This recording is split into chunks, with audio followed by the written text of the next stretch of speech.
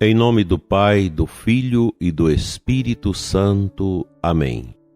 Salve Maria Imaculada, dileto e amado ouvinte deste programa, neste sábado maravilhoso que nós já vamos nos preparando para o domingo. Vamos meditar nesta manhã um tema bastante pesado que está no livro de Conchita, nesta parte dos vícios opostos às virtudes da humildade. Falaremos da vaidade, que é filha da soberba e do amor próprio. Está em todos os corações, sobretudo nos femininos. É um vício que nasce com o homem e cresce e se desenvolve em maior ou menor grau, conforme os meios que se lhe proporcionam. Eleva a alma da terra em devaneios imaginários e loucas quimeras que logo passam e se desvanecem como fumaça. Principalmente a mulher tem-na incutido em seu próprio ser. Antes morre a mulher do que a vaidade que ela traz dentro de si. Quem com a sensualidade alimenta a vaidade, verá esse vício crescer desmedidamente, arrastando a alma até a sua perdição. Se a puser em seus limites e a dominar com o espírito e a razão, poderá debilitá-la e prendê-la, embora jamais destroná-la por completo.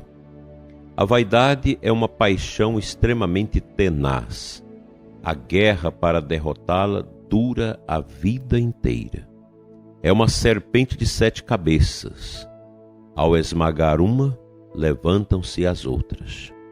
É tão sutil a vaidade que, na companhia do amor próprio de onde procede, insinua-se em todo o coração, nas coisas humanas e nas divinas, no material e no espiritual, no sadio e no perverso, no teatro e no templo, debaixo da seda e do saco de carvão, debaixo do manto real e da roupa mais pobre. Sua insolência atinge tal grau que corrompe até os atos da mais pura piedade e da mais santa devoção. E infiltra-se horror até no mais íntimo das virtudes, pervertendo-as. Encontra-se igualmente em festas e enterros.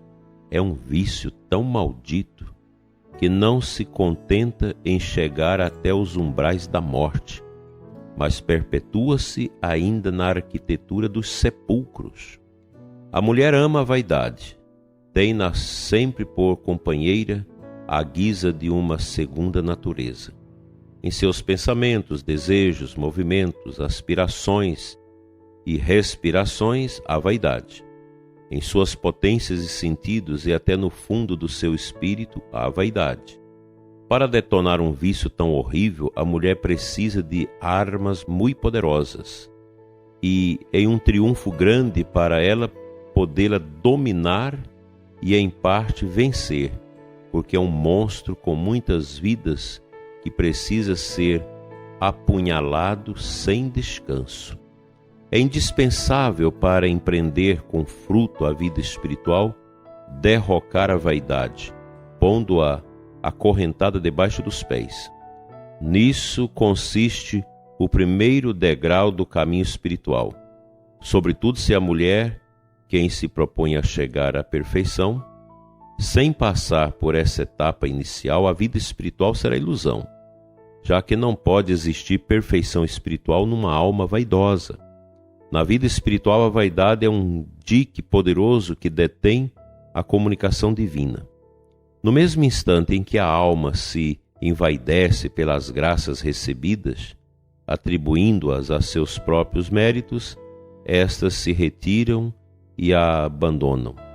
Não há coisa que mais rechaça o Espírito Santo que a soberba e todos os vícios que dela derivam.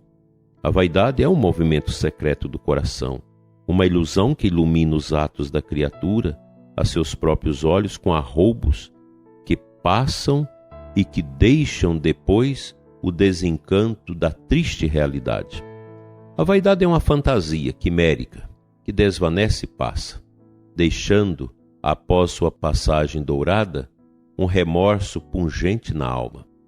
É um vento que envolve e enche o coração momentaneamente, deixando-o mais tarde triste e sem brilho. É a loucura universal do coração humano. É uma espessa fumaça com que Satanás ofusca a inteligência, levanta o homem às alturas para de lá deixá-lo despencar. Nas almas levianas, a vaidade é uma poeira levantada por Satanás a fim de ofuscá-las e sujá-las de terra. As riquezas conferem à vaidade um impulso extraordinário. As honras e os altos cargos no mundo e na igreja fazem-na agigantar-se. Na vida espiritual, além de ser um dique, é uma praga que desvirtua os atos mais santos, contaminando-os com seu contato.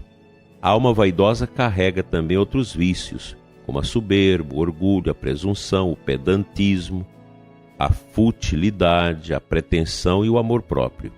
Desgraçada alma que se deixa enredar em malhas tão finas. O remédio contra a vaidade é muito árduo, implica grande força de vontade acompanhada pelo desprezo de si. Trata-se de romper constantemente toda a revolta interior com atos de profunda humilhação. Sempre se opor a toda inclinação rebelde, estudar e meditar tal vício para chegar a dominá-lo e vencê-lo. Mais ainda, é mister recorrer à fonte de todas as graças por meio da oração para alcançar a vitória contra esse vício, que logo apoderar-se das obras, das palavras e até dos pensamentos da criatura.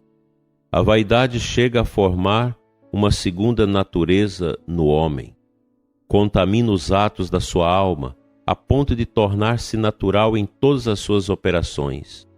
Insinua-se até o mais recôndito da alma.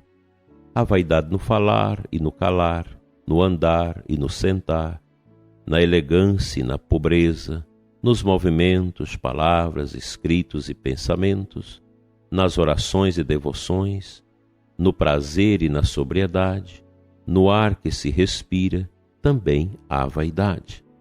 Nas comunidades religiosas, a vaidade em altíssimo grau. Há conventos que são redutos do amor próprio e da vaidade. A alma que é abraçada à cruz renuncia a si mesma, alcançará subjugar a vaidade e terá forças suficientes para mantê-la vergada a seus pés. Bem-aventurada a alma que vence a vaidade, subirá a um grau muito alto de perfeição.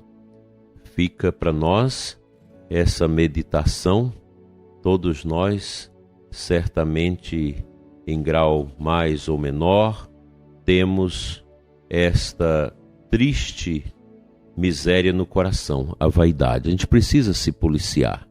Talvez ouvindo essas palavras de Jesus ao coração da Beata Conchita, a gente fica a pensar, será que eu dou conta?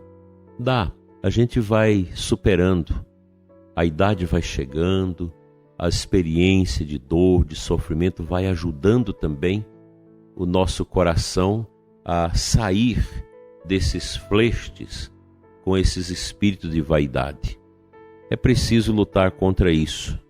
Sempre é preciso ter como discernimento a humildade. A humildade é fantástica como alicerce para todas as demais virtudes.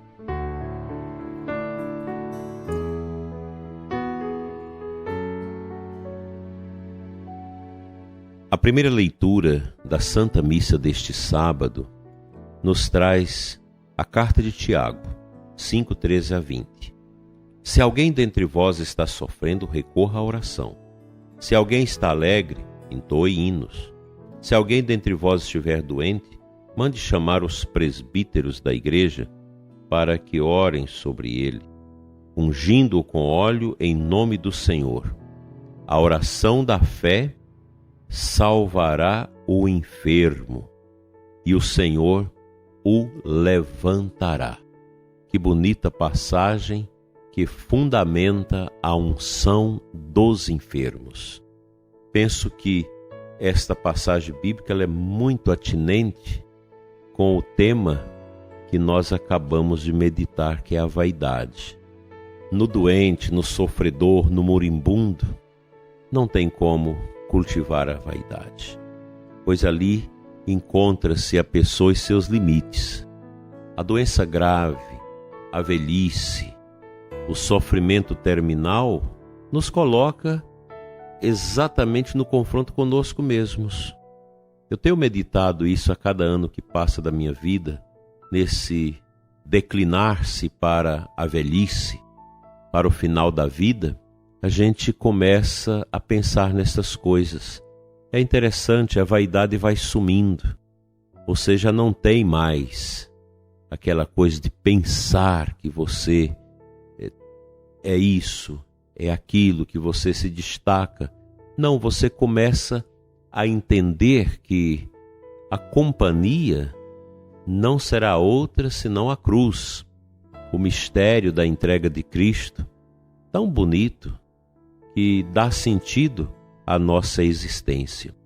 Portanto, a doença, sobretudo a doença terminal, a doença grave, ela nos coloca nesse chão da humildade, para nos combater a partir de dentro de nós mesmos todos os resquícios da vaidade.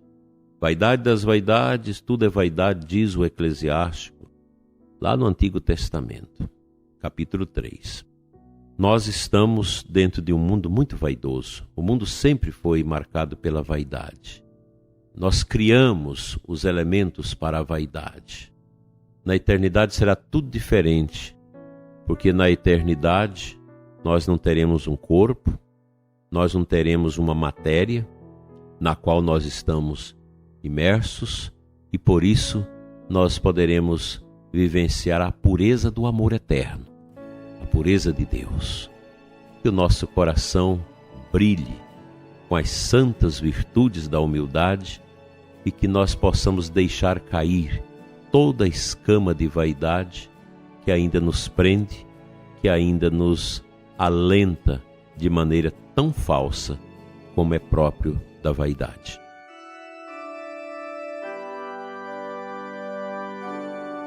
Senhor, dai-nos um coração simples, um coração humilde, um coração que ama.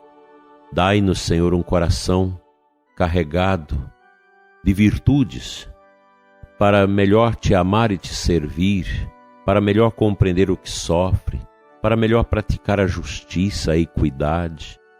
Dai-nos, Senhor, mansidão, pobreza, obediência, castidade. Conceda-nos, Senhor, graças inestimáveis aos nossos corações, para que possamos melhor te servir e te amar. Dai, Senhor, aos doentes, aos enfermos, aos idosos, aos que estão acamados, a compreensão da humildade que sufoca as misérias que ainda ostentamos em nós. Fica, Senhor, conosco neste sábado e sempre, e nos dê a graça das virtudes de Nossa Senhora, para melhor servir ao Teu reino e assim ajudar os que sofrem. Amém.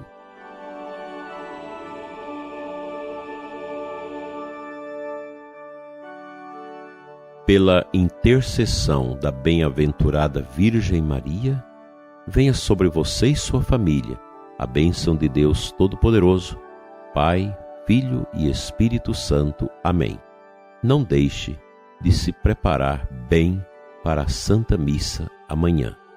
Domingo com missa, semana na graça. Domingo sem missa, semana sem graça. Fique na paz.